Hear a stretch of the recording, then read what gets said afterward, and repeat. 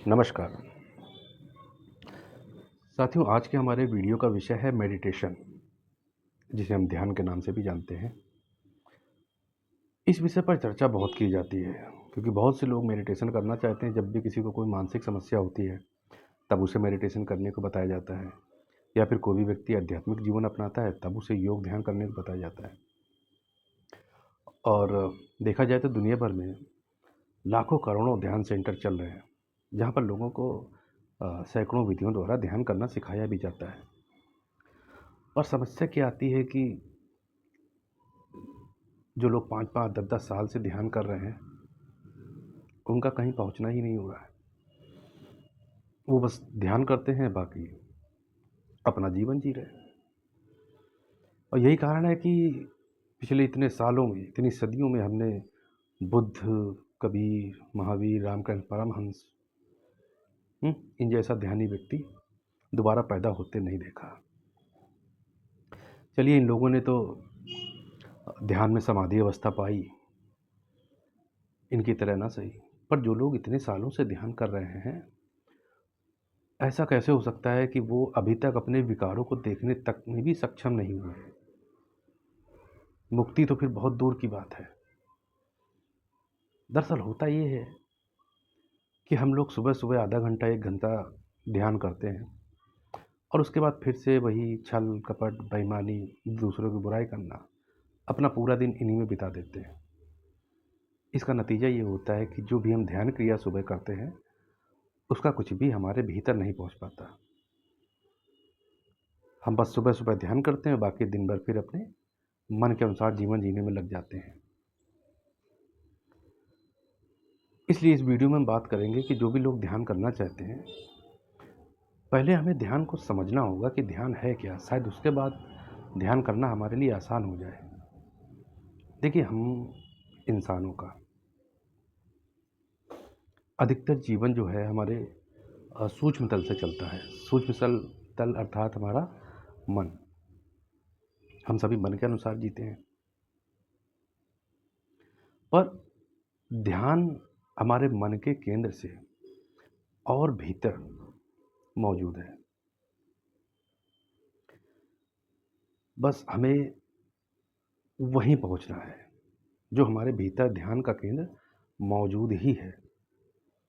ज़रा सोचिए, जब भी हमें वर्तमान में रहने की बहुत ज़्यादा आवश्यकता होती है, तब उस वक्त जो हमें ऊर्जा मिलती है, क्या वो मन के केंद्र से मिलती है? आप सभी पाएंगे कि जब भी कोई काम हमारे लिए बहुत ज़्यादा ज़रूरी हो जाता है या हमारे लिए बहुत आवश्यक हो जाता है कि हम वर्तमान में ठहर जाएं, तो हमें ऊर्जा उस वक्त ध्यान के केंद्र से मिलती है, जो कि हमारे भीतर मौजूद ही है। इसे कुछ उदाहरण लेके समझते हैं तो बात थोड़ी आसान हो जाएगी।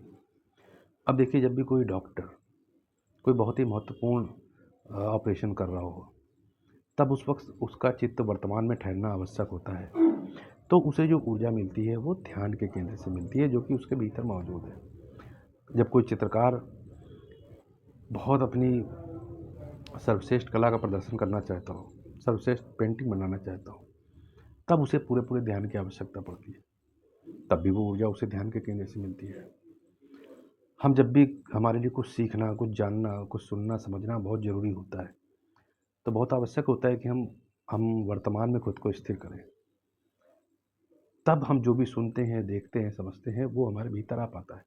चाहे गाड़ी चलाना सीखना हो या कोई नया म्यूजिक इंस्ट्रूमेंट बजाना सीखना हो, हमारा ध्यान में रहना आवश्यक होता है। या फिर हम पहाड़ों में बारिश के समय किसी फिसलन वाली जगह पर चल रहे हो, तब हमारा ध्यान से एक एक कदम चलना बहुत ज़रूरी होता है। यदि उस दौरान हम ऐसे ही चलते रहें तो जाहिर सी बात है, गिर जाएंगे। इसलिए ध्यान हमारे लिए बहुत आवश्यक है। जब भी कुछ हमारे लिए महत्वपूर्ण होता है तो हम खुद ब खुद ध्यान को उपलब्ध हो जाते हैं। आपने भी देखा होगा कितनी बार, जब आप किसी से कोई बात कर रहे हो, आप समझ जाएंगे कि वो आपकी बात पे ध्यान नहीं दे रहा, तो आप उसे बोलते हैं कि मेरी बात ध्यान से सुनो, या कोई कार्य ध्यान से करो। क्यों बोलते हैं कि हमें समझ में आ जाता है, अगर सामने वाला ध्यान नहीं दे रहा है तो जाहिर सी बात है वो काम को समझ नहीं रहा और गलती करेगा। तो इसलिए जैसे ही हम अपने जीवन में जब महत्वपूर्ण होता है तब तो हम ध्यान को उपलब्ध हो जाते हैं, लेकिन जब उसके बाद जैसे ही हम सामान्य जीवन में आते हैं, मन के अनुसार चलने लगते हैं। अब मन के अनुसार चलने से हमसे फिर से वही सब गलतियाँ होने लगती हैं, जो ध्यान के दौरान काम करने के नहीं होती हैं। तो इसका सीधा सा अर्थ ये है कि हमें मन के तल से हटकर और भीतर गहराई में ध्यान के तल तक पहुंचना है। और जो व्यक्ति ध्यान के तल तक पहुंच जाता है, फिर उसे जीवन में कभी कभी जब महत्वपूर्ण समय पर ध्यान उपलब्ध होता है, उसकी जगह उसके जीवन के एक एक क्षण में ध्यान उपलब्ध हो जाता है, जिसे हम ध्यानी व्यक्ति कह सकते हैं। फिर ऐसे व्यक्ति के ऊपर मन की चालों का कोई भी प्रभाव नहीं पड़ता है।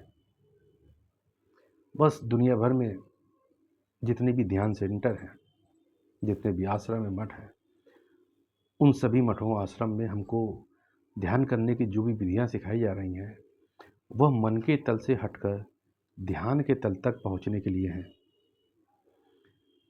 और चूँकि विधियाँ बहुत ज़्यादा हैं, तो आज के इस वीडियो में हमने ये समझा कि ध्यान हमें कहीं से बाहर से प्राप्त नहीं करना है, वो हमारे भीतर मौजूद ही है। बस हमें ये देखना है कि अभी जो हमारा जीवन है वो मन के तल से चल रहा है, इसलिए इसमें 50 तरह की गलतियाँ हो रही, क्योंकि मन कभी भी एक जगह नहीं ठहरता। और जब हम मन से हटकर ध्यान के तल पर पहुंच जाते हैं, तो ध्यान सदा वर्तमान में उपलब्ध होता है।